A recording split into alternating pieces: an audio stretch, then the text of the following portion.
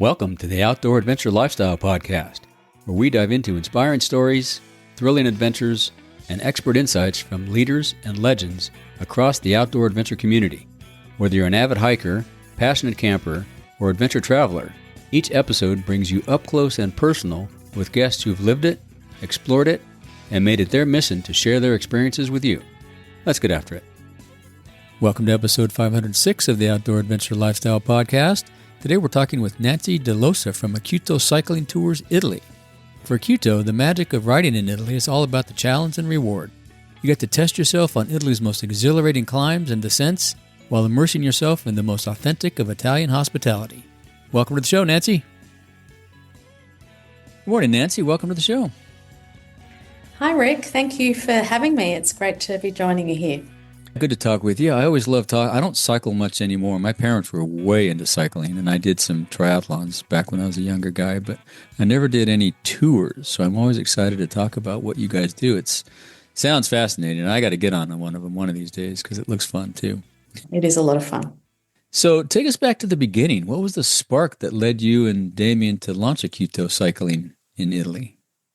So it was in 2014 we came over to Italy for a business trip. At the time, actually, Damien had started AQTO as a cycling clothing business. So he very much came from a design and art background and had started a business with cycling clothing. So we came over on a business trip, and he also did a bike ride as part of that experience, which was in Tuscany, famous bike ride called Lycra, where they ride on all the old Roman roads and wear all the old woolen jerseys and ride the steel bike. Cool. So it's a really wonderful event. And he rode that actual event in 2014 and then wrote a blog about it. And because he had quite an extensive client base, we had a few inquiries from people saying, that looks amazing. Do you take tours? And at the time, we had left the town that the event is held in, and we're in another town in Tuscany called Lycra. And we looked at each other and said, maybe we do take tours. Hey, why don't we go?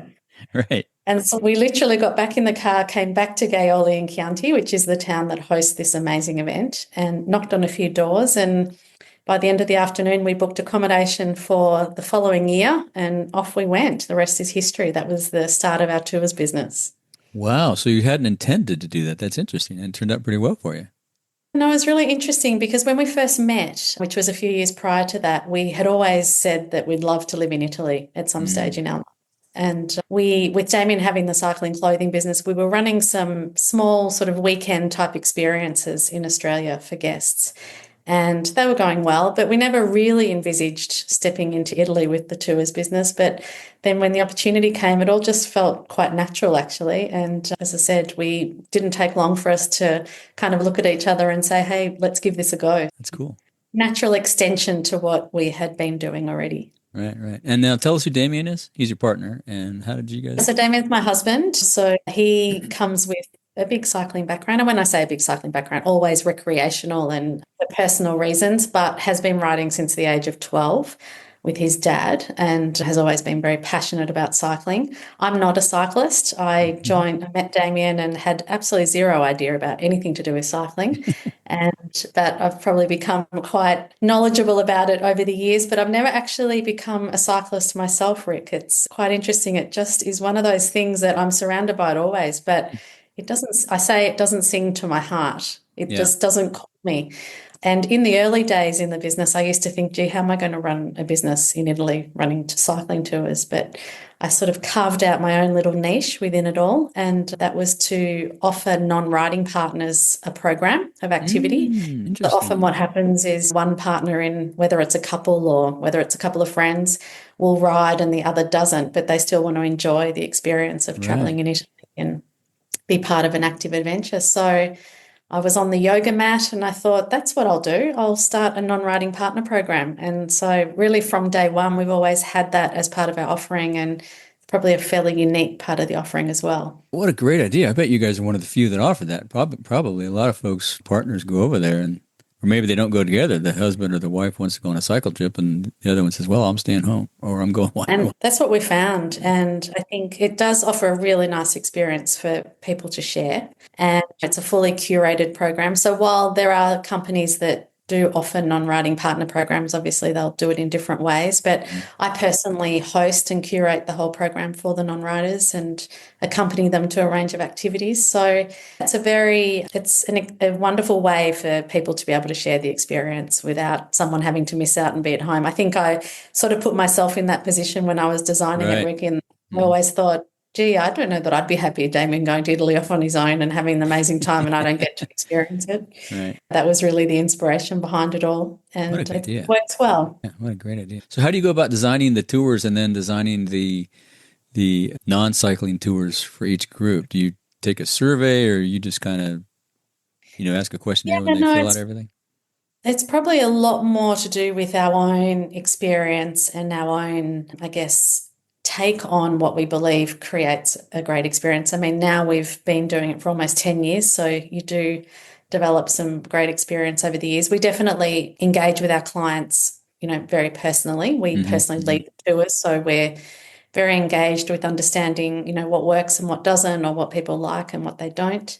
But in terms of the creation of any new experiences, for example, it's very much about starting from a place of saying, picking a region, if you like, and saying, how do we give people a broad enough experience of this region that they'll walk away feeling like they really, got to know where they were, but also create a very intimate experience of it. So I think it's no mean feat, but we seem to have struck a bit of a chord there. And I think between Damien and I, we do have very different but complementary sort of skills and approaches that we bring to that design.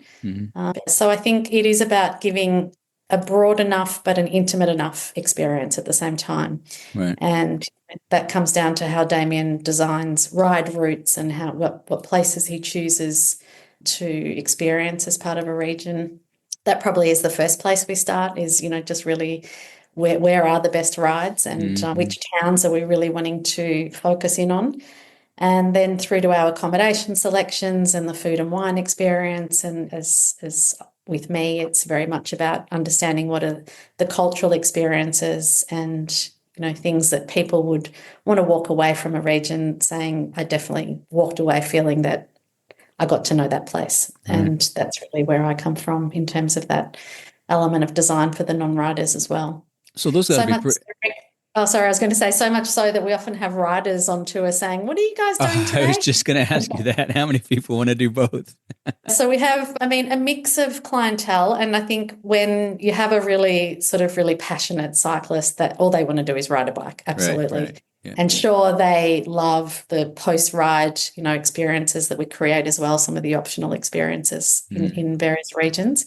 But there are definitely some people who come on tour who they love to ride, or they've set themselves a goal or, a particular target for themselves around wanting to ride, but then they don't feel that, they've failed, for example, if they haven't ridden every day or, and things happen on tour sometimes, things happen that people think, hey, I just wouldn't mind a day off the bike today.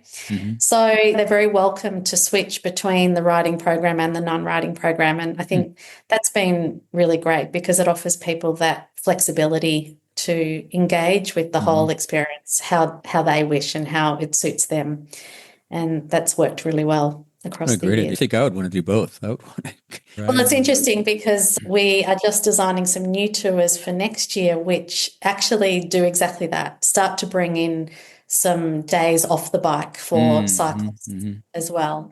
So we're trying to sort of extend that whole experience of a place, so we'll often have, for example, a cooking class or something like that, which riders would love to do. So we're looking to integrate those more into the program and have riders experience some of those activities as well. Very cool. So we talk a lot about the hidden gems in travel. Are there any off the beaten path places in Italy that your guests are always surprised by? I think it's an interesting one about off the beaten path because I think with Italy, so much is known and then there's so much that still is off the beaten path. But what we find, Rick, is that people are still wanting to go to the regions that kind of hit the, must-see places. So it's probably as much about finding those little surprises within those regions. Like when I talk about these places, I'm talking about places like Tuscany and Italy and the Dolomites, which are, some of the bigger, well-known places, but still within those areas, there's so many hidden gems. And Mm-hmm. I think for Damien with the riding, I know that some of his mid-ride, food stops where they stop off to have lunch or a coffee are often a huge surprise for people. People just look at him and say, how did you find this? Like, how did you possibly discover this place? Well, it's amazing over there. I was working with an Italian footwear company, and we were over there, and we stopped at a gas station to get a sandwich. It's one of the best sandwiches I've had in my life at a gas Yeah, station. It's amazing. yeah, You can get great food at exactly. wherever. It's impressive. Let alone the coffee. So Right, right. yes, we're always sort of seeking out on throughout the tour, and we spend a lot of time in the various regions that we're in, just seeking out some of these little surprises and little hidden gems, as you say. And I think the other part of it is that we often hear from guests is people just come away from these places saying, wow, I know it's beautiful. I always knew it would be beautiful, places like Tuscany or the Dolomites, but it actually is mind blowing when they're here. So whether that's, just that real surprise of how engaging the experience can be when you're opened up to sort of experience different elements within a region. So I think we get lots of comments about how do you guys find these places? It's Right, yeah. amazing.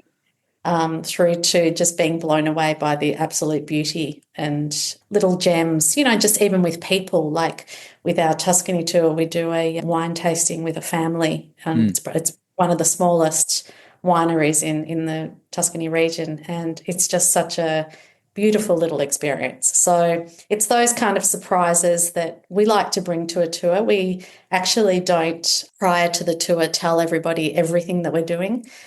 And that's for good reason. I That think, makes sense. both Yeah. both of us feel there's a real sense of adventure, I Yeah. guess, with Mhm. discovering places for the first time when, you're brought to them on tour. So just some of those, I guess, different elements that we really enjoy ourselves that we try to bring to the experience for our Yeah. guests. No, I like that idea of not telling them everything too, because you need to have some room for surprises and the awe moment, because that's part of adventure, right? When you go on these places that you don't know about, you're surprised pleasantly most of the time. But yeah, so And I think, it's an interesting balance because you do have people that want to know everything and every little right, detail. right. You're trying to not be sending a message that you don't want to tell them, but you still really want to create this sense of adventure. So Hmm. very much about what we like to do. That's right. That's why they're there most of the time. So Yeah. running a boutique adventure business sounds magical, but it's also challenging. I was a river guide on the Kern River, so I know some of those back end things, and things go wrong and vehicles break down. What have been some of the biggest lessons in starting AQTO in 2015 that you've learned? I think one of them is, I sort of touched on it before, is that this whole theme of sort of off the beaten path that you hear, that, people want to be off the beaten path. And, we've designed tours over the years in places that we would consider off the beaten path. And then, Hmm. they haven't attracted the clientele that some of the more popular regions do. And you sort of Hmm. think, well, do people really want to go off the beaten path? Or is it just about presenting a different way of experiencing a place for people? So I think, that's been one of our lessons. The selection of regions and places still needs to be broadly appealing Hmm. and still needs to be, from a business perspective, obviously, as well, because I think with, if you're running a tour and you're running it for 4 guests versus for 12 guests, it obviously has a fairly marked impact on the business. But so that's one of the things we've learned over the years, just how important it is to be talking to people and engaging with people about which places they're really wanting to go to and ride and experience. And I think, our quite intimate sort of engagement, as I mentioned. We manage everything from when someone inquires for the tour through to them actually being on tour with us. So Hmm. Hmm. we do manage to have a very engaged experience with our guests, and I think that's really important to understanding what people are wanting. Definitely. And I think, as you said, there's a lot of behind the scenes logistics, and thankfully with Damien, he's incredible at logistics. His brain is just absolutely tuned in that way. So we're always in fairly good stead there. But things do happen. And Hmm. I think it's about, some of the lessons we've learned is just, we only have Italian support teams. Mm, So smart. we work with only local staff. Hmm. And, I think that's really important, just I mean, unfortunately, things can happen on bikes where people Mm-hmm. sometimes end up in a hospital or something. So just, I mean, obviously I speak the language, but having other people with us on tour who are part of our support team who speak the language and can deal with local suppliers and Mm-hmm. partners and everybody that we need Well, to I deal know with. the local, they might know a little, local doctor. Oh, yeah, there's a guy around the corner. Because in Italy, a lot of times it's not like the U.S. Right? You have to find these guys off the beaten path, and locals Yeah, will have that exactly. knowledge. That's really smart of you. And sometimes we're in areas of regions that, can be fairly remote, even though That's nothing's nothing, right? too remote in Italy, but still, you could be an hour or two away from somewhere that you need to be. Mm-hmm. So I think a big part of well, actually, it's been since the beginning that we've only had Italian staff.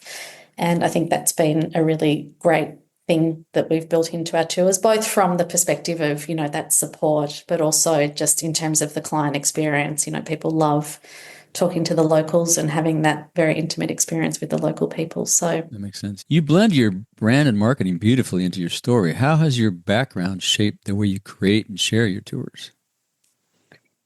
thank you. It's always a nice compliment to receive. But yes, my background in brand and marketing communications obviously has played a key part in that. And Damien has a product design and sort of logistics and quality management Okay.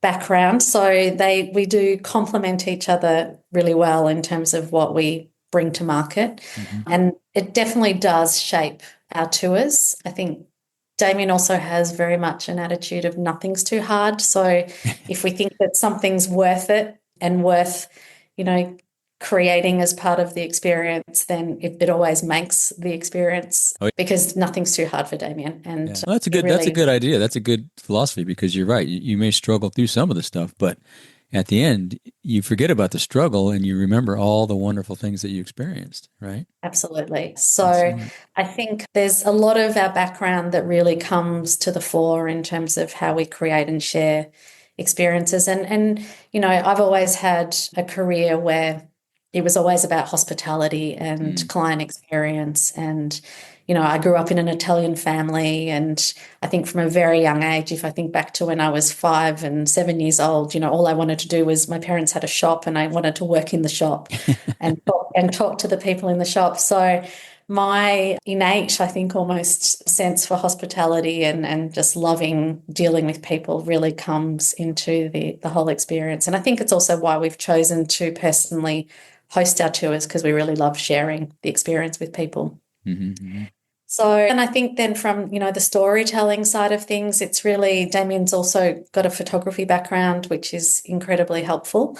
And I have a wordsmithing background, I guess. So, in terms of that storytelling, which is so important in building a brand and building a sense of what the experience is for people is so important for us. You can have the best product in the world, but if you don't know how to Yep. talk about it and sell it, then, you're really nowhere. So it's a good blend of skills that I Mm-hmm, think we mm-hmm. both bring that have helped us to create what we have. That's smart. So you're fluent in Italian and deeply tuned into the culture. Can you share a story where speaking the language and knowing the traditions made a big difference for your guests? Probably every episode, every trip, I'll bet. I actually was reflecting on this and I thought, wow, a story because it happens kind of every All day. the time, but Because I think it's really our relationships with our partners that we nurture over, have nurtured for many years that really can create the difference. And I think it's almost as much about those times when you need help mm-hmm. as it is about, creating an experience. But I think one of the experiences that I'm fairly proud of is with a partner in Puglia, where they have a restaurant on site and they were, they have fantastic food and deliver a fantastic experience with their restaurant. But together with her, we created a Pullian experience, which essentially is like a Pullian barbecue experience, but a very special one. And it's a unique experience that we created for our guests and that they now actually offer it as part of their offering. So I think, just being able to develop those relationships with our partners, which comes by virtue of, being able to speak the language, really understanding the culture, being closely aligned with how they think and how the Italians think and what they love to bring to the equation is so important in the experience we've delivered to our clients. So I think, it's probably one of my greatest joys as well in terms of being able to. Damien always says the biggest smile he sees on my face is when I'm talking to the Italians in Italian. And I think it's just that sort of affinity for sharing an experience and, that sense of hospitality, which I really enjoy working alongside. Right. Are you a solo business owner, freelancer, or sole proprietor? If you're a podcaster, author, photographer, etc., there's a good chance you're like me. You hone your craft, deliver the goods, pay the bills, make the sales, send the invoices, and on it goes. There's always something else to remember. FreshBooks is an accounting software designed for folks like us. The software makes it easy to stay organized, keep track of payments owed and expenses made, send invoices, and accept payments.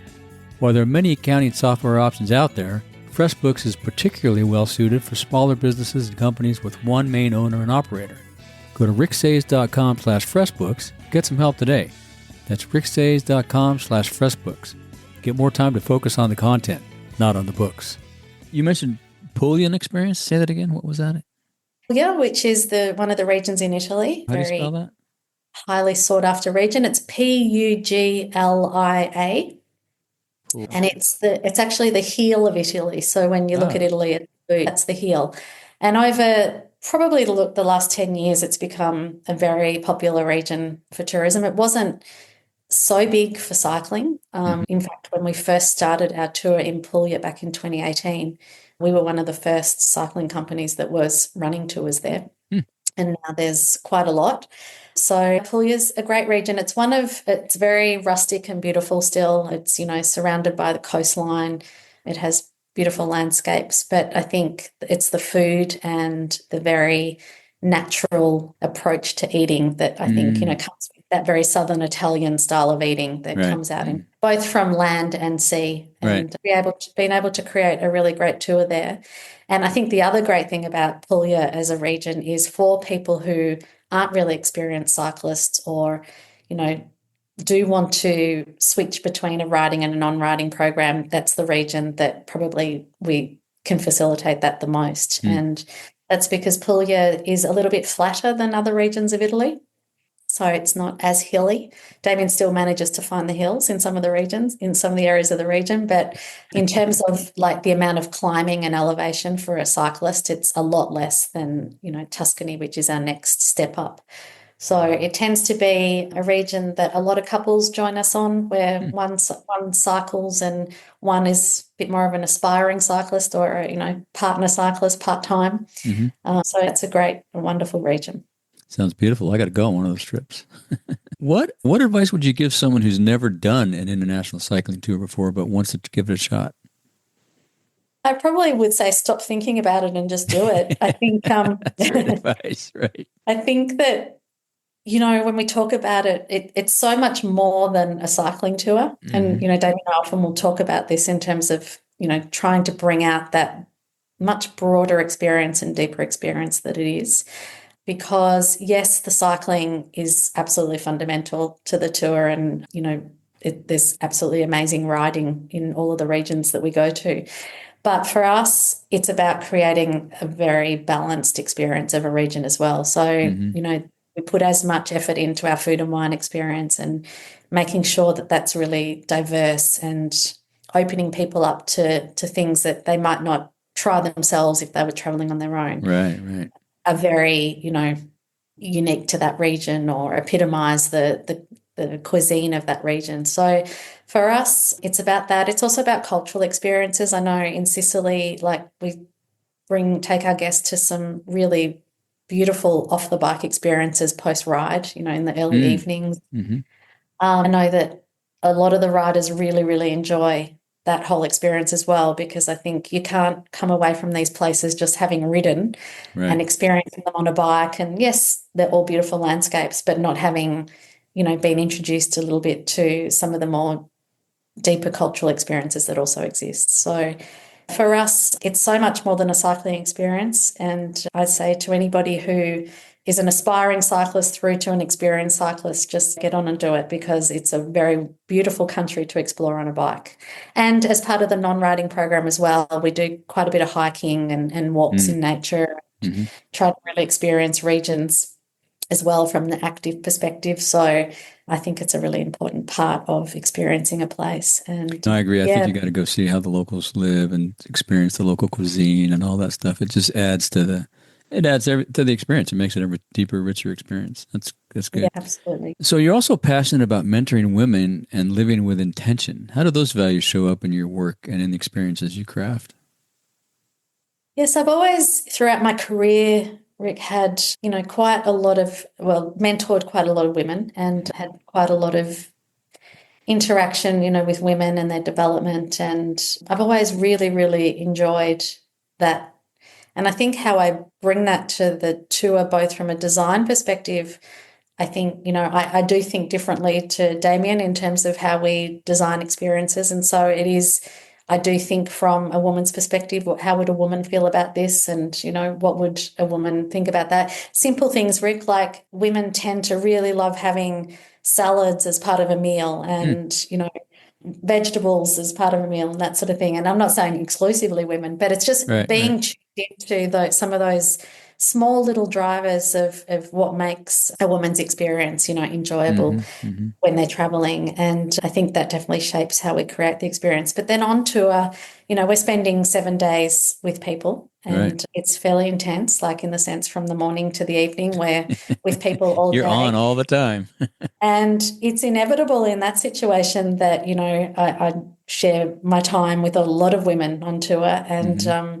it's inevitable that you'll often end up having, wonderful discussions on a walk or, Hmm. as you're engaged in in a cooking class or wherever you are, Right. about life and relationships and career and purpose. And it tends to, sometimes I think, gee, this is like a psychology session for both of us. Right, right. But no, it's just that, I think travel opens you up to being, well, definitely being more open and sharing of information. And I think when you can feel that you can trust talking to people that you're spending time with, that's where the connections are made. And I think that's a part of the tour experience that I really love. It's interesting. You're creating little small communities, and I'll bet you stay in touch with most of the people, if not Yeah, all, many, afterwards. many definitely. And I think the other really wonderful thing is that we have a lot of guests who join us on repeat tours. Right. So, we've had guests join us on 5 and 6 years in a row on different tours. And, Mm-hmm. You end up developing friendships with people because you've spent so much great time together in so many amazing places. That's right. So Italy is a place where slowing down and savoring life is almost an art form.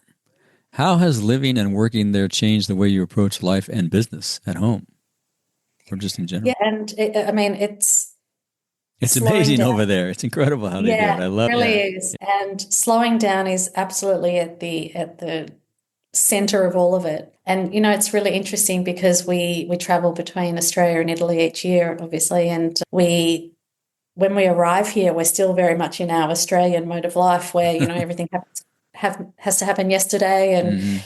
if I'm in a restaurant, why haven't they arrived yet? And you get to Italy and, everyone just sort of takes their time Yeah, and everything. whatever. It'll happen. Everything happens when it's supposed to happen. And Yeah. it takes some adjustment, but it's actually a really beautiful way to live. And I think what we've discovered is that having that sort of strong connection to just letting things unfold and letting things be, as opposed to trying to force them because Hmm. you're in a rush, is just a really nice way to live. It's a much more natural flow. And, Hmm. I think in terms of our business decisions as well and how we conduct the tours, we, definitely align with the Italian lifestyle. We have cyclists come on tour in Australia and I'm sure in America as well.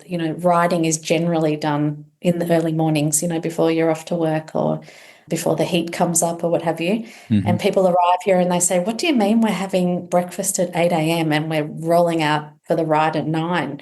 It's like, well, you try getting breakfast any earlier than 8. It just doesn't happen. I forget it. So Yeah. it's about immersing and rolling with the flow of the place you're in. And I think that's something that Damien and I both bring to our own lives and our own business here, but also bring to the tour experience and really encourage people to slow down and, accept that things will happen and it will happen in the right time. And it's as I said, I think it's definitely a really nice way to live. Yeah, I agree. 100%. So looking ahead, what new adventures or dreams are you and Damien cooking up for AQTO Italian Cycling Tours? Got some exciting stuff coming? We're very excited. In June, we're going to be launching some new tours, both a new destination for one of our classic sort of cycling tours, Cool. but also a new format of tour, which we're really excited about, which brings in a lot more, well, sort of a multi-sport activity, really. So while cycling remains very foundational and very much a part of the program, it's optional on some days, and people can get involved, riders can get involved in some amazing hikes and some amazing kayaking and, other active adventures, as well as I mentioned earlier, things like cooking classes and more cultural activities that probably for our tours have been more the domain of what a non-rider gets to experience. So we're really looking forward to creating this, I guess, a bit more of a blended experience and a bit more of a choose your own adventure experience for people coming on tours who might not be, really experienced cyclist, or might want to enjoy an active holiday, but not necessarily, be climbing mountains and riding extensive. A little more relaxed. So watch this space in June. We'll be releasing all these new tours, and we're really excited about that for next year. Cool. We have to keep us in mind, and we'll put save a little space in our newsletter for you so to help you spread the word. Thank you, Rick. So do you have a favorite piece of cycling gear under $100 that everyone should consider in their kit? So I asked Damien this one, Rick, being a cyclist, and without a doubt, within a minute, he rattled off exactly what he believes is the best piece of cycling kit under $100. So it's a wind shell. It's called a wind shell, and it's a company called Q365, who are an Italian company that are out of the Dolomites, but very technical cycling clothing. But they have this wind shell that is Italian made, and it's essentially like a square of fabric that you place down beneath your jacket or your jersey when you're descending. So Damien always says, if your chest is, when you're descending, particularly in the mountains or in the hills and it's a bit cooler, if your chest is warm, you're warm.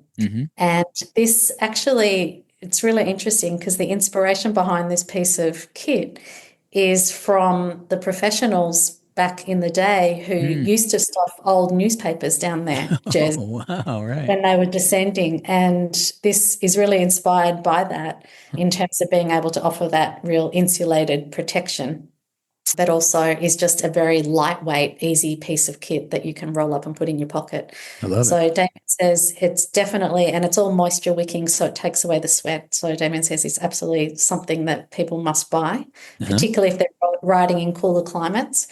And it's €40, so I think that's somewhere around the 40 US or 50 US mark. That's reasonable. So very reasonable piece for we'll what have to find that and link in the show notes. That's awesome. That would work hiking too. Sometimes you're hiking down and the wind's coming up and you don't need a full... Definitely.